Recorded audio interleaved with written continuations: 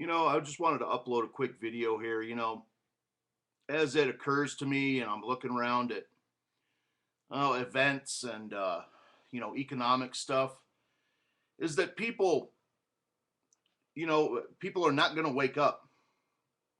And I know I have a few friends and, some people I've known for a long time and they do, a blog TV and that's kind of their message, we got to get out there and wake the people up and all this.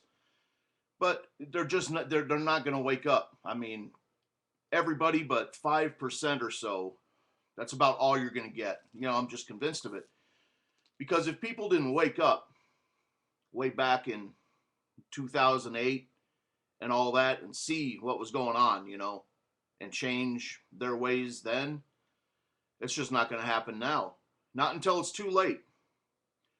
And I'm just over there cruising through some economic data and some stories and stuff. And, consumer credit again, since November, we're at an all-time high. People are just out there just charging like crazy. And if anything, a lot of the videos that I did going way back a few years now were, when they started talking about these bailouts, was, people, you gotta stop using these big banks. You got to stop living off credit. You got to stop charging needless stuff you don't need. But it just doesn't happen. They're not stopping it, and they're just going full bore ahead to this situation where we are right now, that there's massive problems looming out there. There's bankruptcies just on deck everywhere. And it's not going to change. I mean, the people are not going to wake up.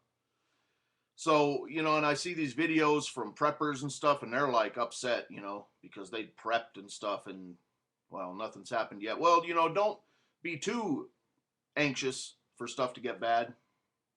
Because once it gets bad, these will be looked back on as the good old days. I guarantee that. And people will not like it when stuff actually happens. It's not a game. We're going to experience stuff that other countries have, where people have nothing. They're out in the streets getting killed. I mean, look over there at Syria and stuff today. People are getting killed in the streets by the hundreds, That's reality when you're standing there and your friends get shot and they're dead. Don't want it don't want it too much. I mean, hope this stuff doesn't happen, but prepare for it as best you can. I mean, you know what your family needs, and one reason that I jumped in when I seen Dowell there do some of this stuff was, I know, because I've covered it in the past, I've warned it, this country, you watch out, they're going to ramp up a race war, because that's what they do.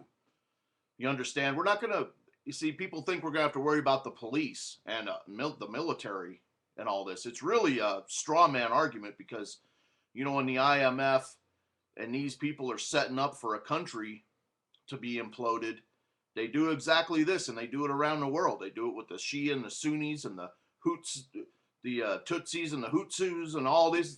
They turn people against each other to come do their dirty work and kill each other. And that's what set me off about this stuff, because, in this country, we don't have a race problem. I mean, this is probably the least friggin' racist country in the world right now. I was just out all day. There's black people all over the place. There's Mexicans all over the place. And nobody's having any problems. It only exists in people like Pastor Dowell's mind, because he wants to ramp it up.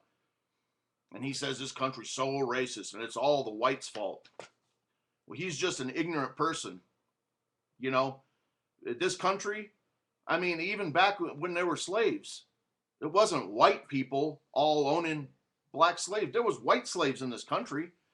Many, many thousands of them came over from Europe as indentured servants. They had to be a slave for 10 years. There was black slave owners in this country. And still today, for these people to say, no, Africa's the Africans, they're the ones. And today in Africa, you still have blacks owning black slaves in Africa.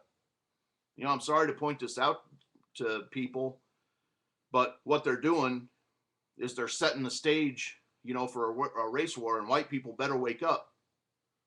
White folks better wake up to this, because you know, from what I see from a lot of white people, I mean, they would never even consider defending themselves against anything.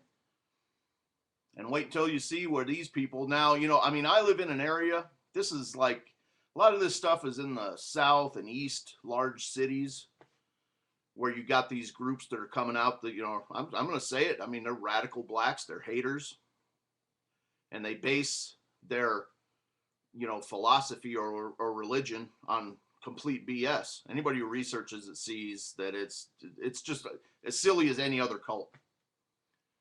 That's why I called this stuff out on Pastor Dow, because this is nonsense, and he knows it now. Oh, he's cowering in fear of little old me.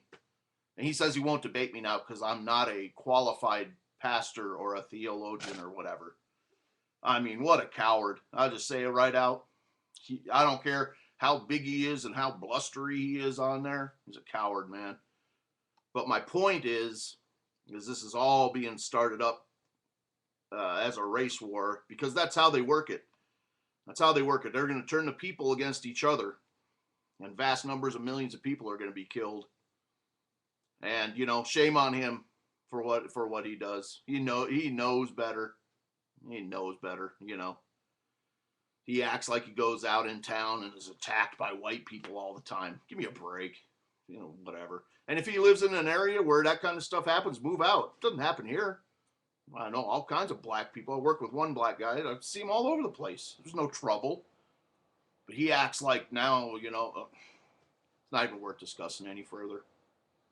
But anyway, you know, preppers, you guys, I mean, don't get too discouraged and too, you know, antsy. Oh, I did all this stuff and nothing's happened yet. Don't be too excited for it. Because I'll tell you, you know, stuff is coming. And in this economic stuff, that they've ramped up as much credit as they can. Again, we're in a huge bubble. And this credit stuff's going to come flowing back in. And they've done all this based on this 0% interest nonsense that they're doing. And they're saying that rates are going to have to go up. The Fed is saying we're not going to raise rates, you know, for a long time. But other people in banks and all this say that we're going to implode with this 0% stuff. It can't go on any longer. And the Fed plans on doing it till 2014 or 15 or whatever. We're not going to make it that far. I mean, with this stuff in the Mideast and everything, they're planning their end game. And who knows when it'll be in a week or a month or a year, who knows? But it's not going to be good. Don't get ready for stuff to get worse, you know. And, you know, try and keep your chin up as much as possible. So I've been really sick for a month and a half, almost 2 months. I had a bad viral infection and pneumonia, and it's been nasty, you know. It was in my, it was worse in my, you know, upper jaw and all this. It felt like every one of your teeth was the worst, you know, abscess tooth you ever had. That's what I've been dealing with. It's been freaking terrible. But I guess whatever, you know, like Nietzsche says, whatever kills you, what doesn't kill you makes you stronger, until something finally kills you, you know. But anyway, you know, thanks for listening. I figured I'd upload a quick, you know, different video and tell you what's going on and everything, how I see stuff, you know. Just keep your chin up and keep a lookout, you know. People got to think for themselves today. That's all. And we'll talk to you later. Thanks.